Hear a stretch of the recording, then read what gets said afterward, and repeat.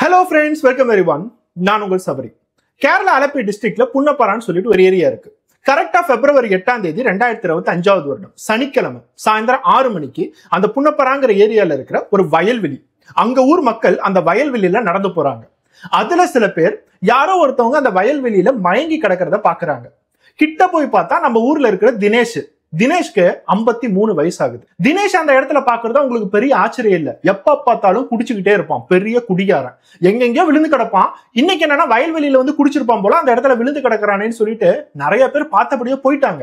சில பேர் அதுல தினேஷை எழுப்பி விடுவோம், வீட்டுக்கு அமுச்சு விடுவோம், எவ்வளவு நேரம் தூங்குறான்னு தெரியல அப்படிங்கறதுனால தினேஷை போய் எழுப்பி விட ட்ரை பண்ணிருக்காங்க. அப்போதான் அவங்களுக்கு தெரிய வருது, தினேஷ் மூச்சு பேச்சு இல்லாம இருக்கான். அதாவது ஆல்ரெடி இறந்துட்டான். எவ்வளவு நேரமா இறந்து இந்த இடத்துல இருக்கான் அப்படிங்கிறது யாருக்குமே தெரியல. தினேஷோட வீட்டுல கேட்டா நேத்து அவர் வீட்டுக்கு வரவே இல்லை அப்படிங்கறத சொல்றாங்க. பொதுவா வயல்வெளியில யாராச்சும் விழுந்து கிடந்தாங்க அப்படின்னா பாக்குறதே பெரிய ஆச்சரியம் தான். ஏன்னா எல்லாம் செடியெல்லாம் வளர்ந்துருக்கும். அந்த இடத்துல வந்து ஆள் யாராவது விழுந்து கிடந்தா கூட பார்க்க முடியாது. உடனே போலீஸ்க்கு கால் பண்றாங்க. போலீஸ் டீம், ஃபாரன்சிக் டீம் அந்த இடத்துல எல்லாம் வராங்க. ஆரம்பத்துல எல்லாத்துக்கும் ஒரே ஒரு விஷயம் மட்டும்தான் தோணுச்சு. குடிச்சு தன்னோட லிவர், கிட்னி எல்லாமே போய் அவன் இறந்து கிடக்குறான். நிறைய பேர் நல்லா குடிக்கிறதுனால கூட இறந்து போயிருவாங்க. அந்த மாதிரி ஒரு கேஸ் தான் இவன் போல அப்படின்னு சொல்லிதான் ஹாஸ்பிட்டலுக்கு கூட்டிட்டு போறாங்க. பொதுவா இந்த மாதிரி இறப்பு எல்லாத்துக்குமே போஸ்ட்மார்ட்டம் பண்ணுவாங்க. அது போலீஸ் ஸ்டேஷன்ல இருக்கிற ஒரு நார்மலான வழக்கம். ஏன்னா அந்த இடத்துல வந்து மர்டர் நடந்திருக்கா இல்ல நார்மல் டெத் தானா அப்படிங்கறத கண்டுபிடிக்கணும். போலீஸ் நார்மலா எல்லா கேஸுமே பதிவு பண்றாங்க. கவர்மெண்ட் ஹாஸ்பிட்டலுக்கு டெட் பாடியை தூக்கிட்டு போறாங்க. போஸ்ட்மார்ட்டம் அது பாட்டுக்கும் நடக்குது. அட்டாப்சி முடிஞ்சதுக்கு அப்புறம் போலீஸ்க்கு அட்டாப்சி ரிப்போர்ட் என்ன கையில கிடைக்கல. பேசிக்கா அட்டாப்சி முடிஞ்சிச்சு அப்படின்னா மெயின் டாக்டர் வந்து செக் பண்ணி எல்லா பாயிண்ட்ஸையுமே பார்த்து இது உண்மையாலுமே மர்டர் தானா இல்ல நேச்சுரல் டெத் தானான்னு சொல்லிட்டு அவர் தான் தீர்மானிப்பாரு. அதுக்குள்ளார ரிலேட்டிவ்ஸ் எல்லாமே கேட்கறாங்க, ஏங்க குடிச்சு இறந்தவன எவ்வளவு நேரங்க வச்சிருப்பீங்க, டெட் பாடி தாங்காதுங்க அப்படின்னு சொல்லிட்டு வீட்டுக்கு கொண்டுட்டு போறாங்க. போலீஸும் சரி இது குடிச்சுதான் இறந்திருப்பான் அப்படிங்கிற ஒரு சந்தேகத்துல வீட்டுக்கு அமுச்சு விட்டுறாங்க. வீட்டுக்கு வந்து எல்லா சடங்குகளும் நடக்குது. அவனுக்கு இறுதி சடங்குகளும் பண்ணி பாடியை எரிச்சிட்டாங்க. ஆனா போலீஸ்க்கு அவனோட பாடி எரிச்சதுக்கு அப்புறம் தான் கையில அட்டாப்சி ரிப்போர்ட்டே கிடைக்குது. அந்த அட்டாப்சி ரிப்போர்ட்ல போலீஸ் எல்லாருமே இது வரைக்கும் அவன் குடிச்சு இறந்திருப்பான்னு தான் நினைச்சிட்டு இருந்தோம். ஆனா இப்படியும் ஒரு டெத் நடக்குமா அப்படிங்கிறது அந்த அட்டாப்சி ரிப்போர்ட் பார்க்கும் போதுதான் தெரியுது. தினேஷ் குடிச்சு இறந்து போகல, ஷாக் அடிச்சு இறந்து போயிருக்கான். அந்த வயல்வெளியில உடனே ஃபாரன்சிக் டீம் போறாங்க. அவன் கடந்த இடத்த பாக்குறாங்க. அந்த இடத்துல ஒயரோ இல்ல தண்ணி பதம் இருக்கிற இடமோ இல்ல ஏதாச்சும் கம்பம் நெட்டிருக்காங்களான்னு பார்த்தா எதுவுமே இல்ல. எதுவுமே இல்லாம ஒருத்தன் என்ன அப்படியே பூமியில இருந்து வந்து ஷாக் அடிச்சு செத்துருப்பானா? கண்டிப்பா யாரோ பிளான் பண்ணி தான் கொலை பண்ணிருக்காங்க. ஒண்ணுமே இல்லாத இடத்துல இவனுக்கு ஷாக் அடிக்கிறதுக்கு ஒரு சான்ஸுமே இல்ல. இது ஆக்சிடென்ட்டும் இல்ல, நேச்சுரல் டெத்தும் இல்ல, கண்டிப்பா சாவடிச்சிருக்காங்கிறது போலீஸ்க்கு தெரியுது. ஆனா யாராச்சும் ஒருத்தவங்க கொண்டுட்டு இங்க வந்து போட்டாங்களா? ஏன்னா ஷாக் அடிச்சு இறந்திருக்கான் அப்படின்னா இங்க எந்த வயருமே இல்ல, கம்பம் இல்ல அப்படின்னா வேற எங்கேயோ ஷாக் அடிச்சு கொலை பண்ணிட்டு இங்க வந்து போட்டிருக்கலாம்ல. இந்த மாதிரி எல்லா விஷயங்களுமே போலீஸ் சீக்கிரட்டா என்கொயரி பண்ணிட்டு இருக்காங்க. கண்டிப்பா கொலைகாரன் இந்த ஊருக்குள்ளாரதான் இருப்பான், நம்மளை பார்த்துக்கிட்டே தான் இருப்பான். நம்ம விசாரிக்கிறது அவனுக்கு தெரியக்கூடாது. சப்போஸ் தெரிஞ்சிச்சு அப்படின்னா ஒருத்தன் ஷாக் அடிச்சு கொலை பண்ண வைக்கிறான் அப்படின்னா அவனுக்கு ஈஸியா தப்பிக்கிறதுக்கு வாய்ப்புகள் இருக்குல்ல. போலீஸ் இந்த விஷயத்த முதல்ல தினேஷோட வீட்டுல தான் போய் சொல்றாங்க. அதாவது தினேஷோட மனைவி, தினேஷ்க்குன்னு ஒரு குடும்பம் இருக்கும் பாத்தீங்களா, அங்க போய் சொன்னா அவங்க கவனிக்கிறதுக்கு கூட தயாரா இல்ல. இவர் வீட்டுல இருக்கிறது ஒண்ணுதான், இல்லாதது ஒண்ணுதான். குடிச்சு எல்லாத்தோட வாழ்க்கையுமே கெட்டுட்டு அவரோட உடம்பையும் கெட்டிட்டு இருந்தாரு. இப்ப ஏதோ ஷாக் அடிச்சு இறந்துட்டாருன்னு சொல்றீங்க, அது கொலையா இல்ல உண்மையாலுமே ஆக்சிடென்ட் தானா அப்படிங்கிறது எங்களுக்கே தெரியல. ஆனா சத்தியமா இவர் ஷாக் அடிச்சு இறந்து போகாட்டி கூட இன்னும் கொஞ்ச நாள்ல இறந்து போயிருப்பாரு. அந்த லெவலுக்கு குடிக்கிறாருன்னு சொல்லிட்டு தினேஷோட வீட்டுல முதற்கொண்டு கன்ஃபார்ம் பண்றாங்க. ஆனா ஒரு இடத்துல கொலை நடந்துச்சு அப்படின்னா கண்டிப்பா குற்றவாளியை கண்டுபிடிக்கணும். அதுக்குதான் போலீஸ் இருக்காங்க. சுத்தி இருக்கிற எல்லாத்துக்கிட்டையுமே விசாரிக்கும் போது அவங்களுக்கு ஒரு முக்கியமான க்ளூ கிடைச்சிச்சு. கடைசி கொஞ்சம் வருடங்களாவே தினேஷ்க்கும் கிரண் அப்படிங்கிற ஒரு பையனுக்கும் பெருசா சண்டை போய்கிட்டு இருக்கு. அடிக்கடி இவங்க ரெண்டு பேருமே தகராறுல இருந்ததை நாங்க நிறைய டைம் பார்த்திருக்கோம்னு சொல்லிட்டு எல்லா மக்களுமே சொல்றாங்க. இந்த கிரணுக்கு 27 வயசு ஆகுது.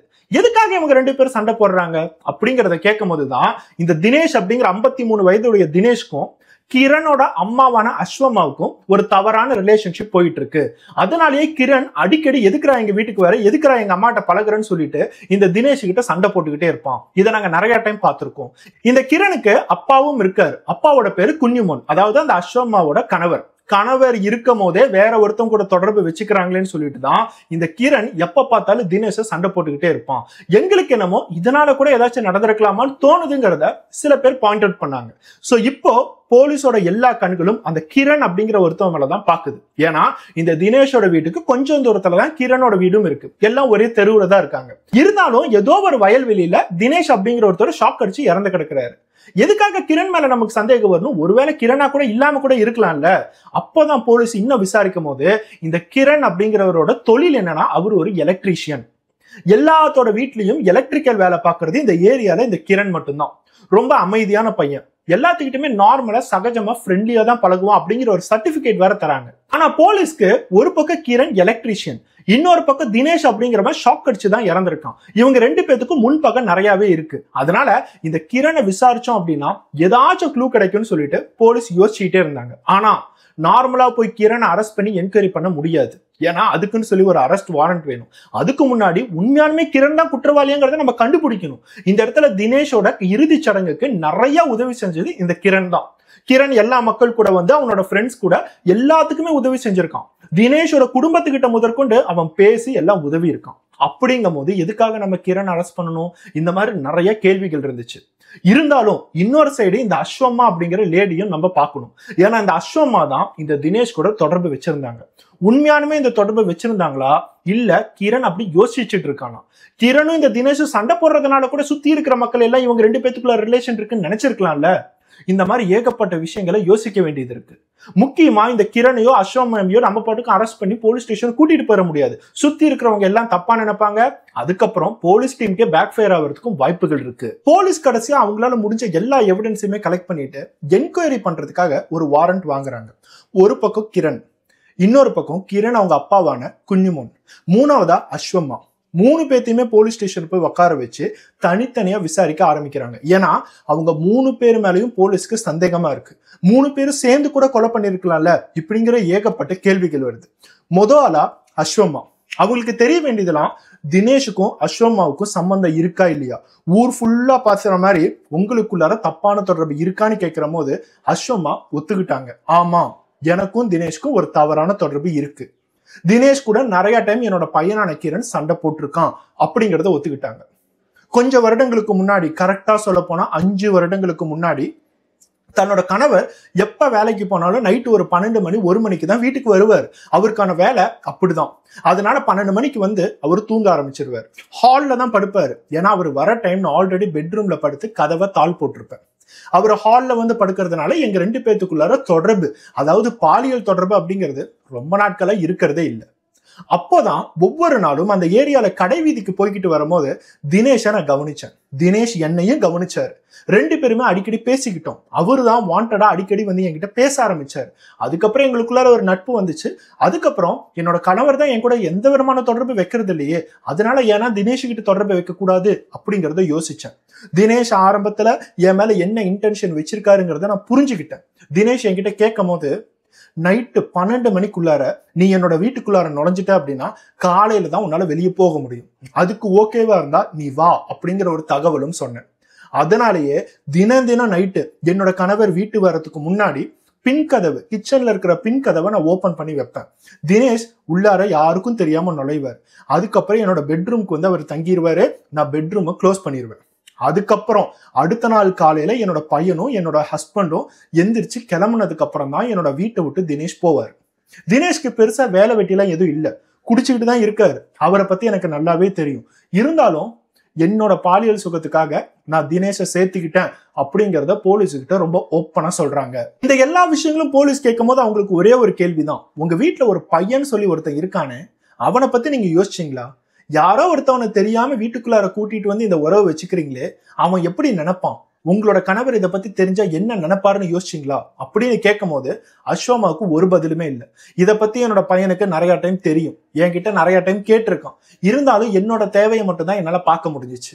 தினேஷ் கிட்ட நிறைய டைம் போய் சண்டையும் போட்டிருக்கான். இது எல்லாமே எனக்கு தெரியுங்கிறத அப்படியே ஒத்துக்கிட்டு ஒரு கல்லு மாதிரி அந்த இடத்துல நிக்கிறாங்க, ஒரு ஃபீலிங்ஸுமே இல்லாம. அடுத்ததா போலீஸ் விசாரிச்சது அஸ்வம்மாவோட கணவர், ரொம்ப அப்பாவி கணவரான குஞ்சுமோன்.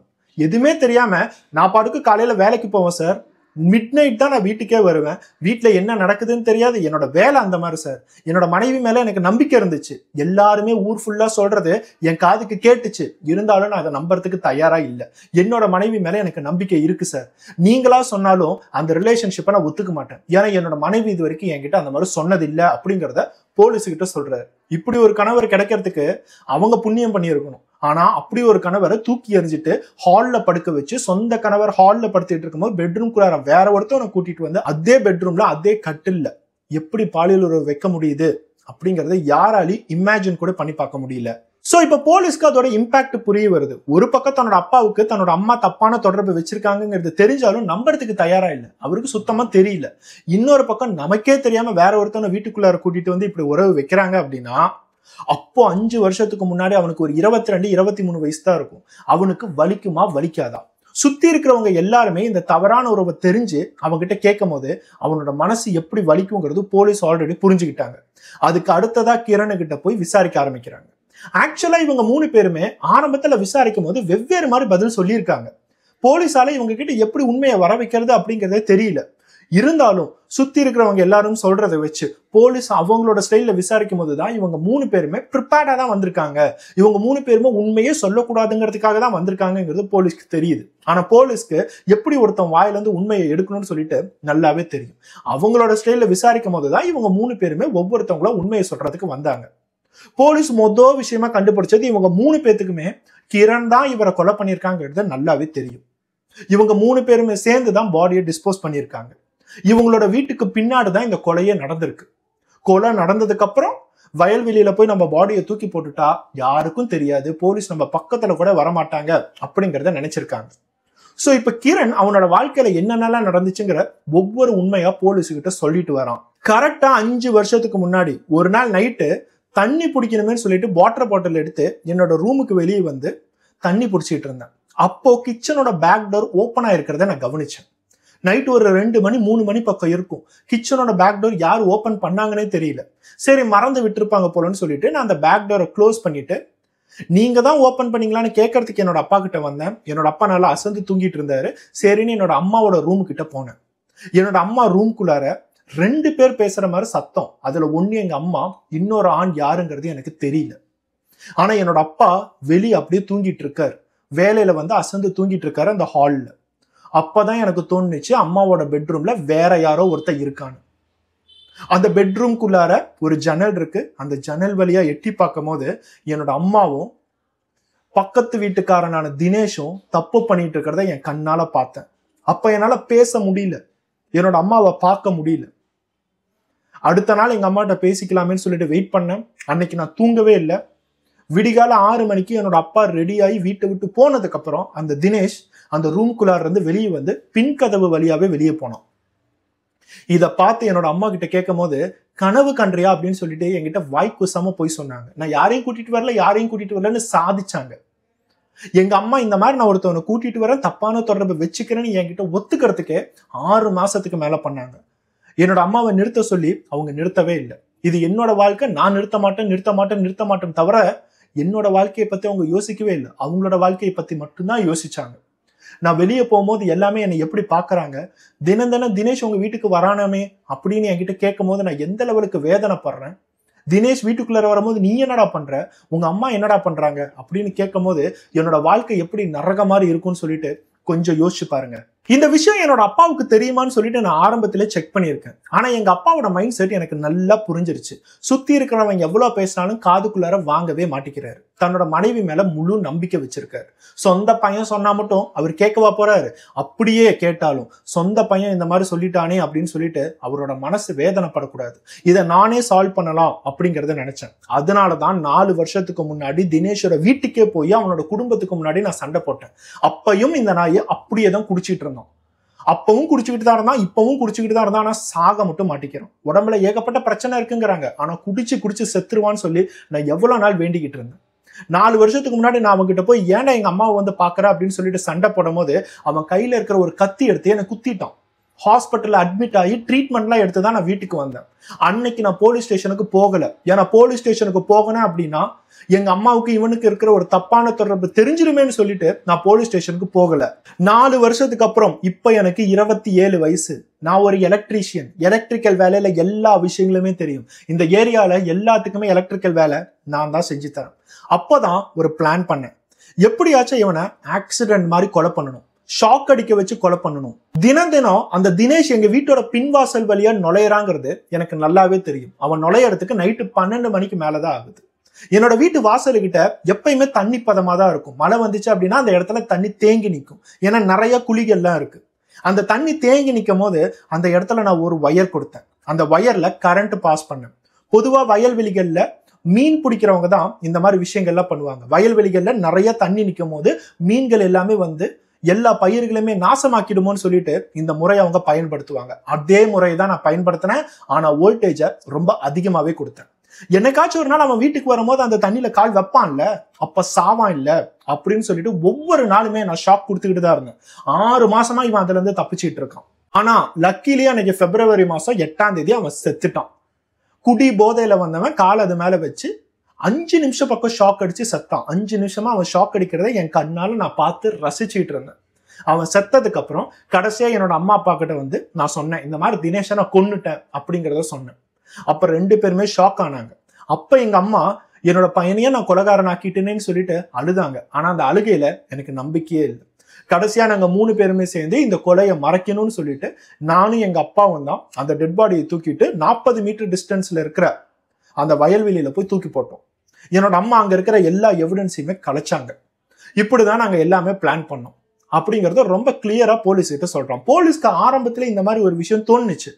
பொதுவாவே இவர் ஷாக் அடிச்சு இறந்திருக்காரு அப்படின்னா வயல்வெளியில ஏதாச்சும் தண்ணி பதம் இருக்கா, எங்கேயாச்சும் குழியில தண்ணி தேங்கி நிக்குதா, இந்த மாதிரி எல்லா விஷயங்களும் பார்த்திருக்காங்க. வயல்வெளி ரொம்ப நீட்டா இருக்கு.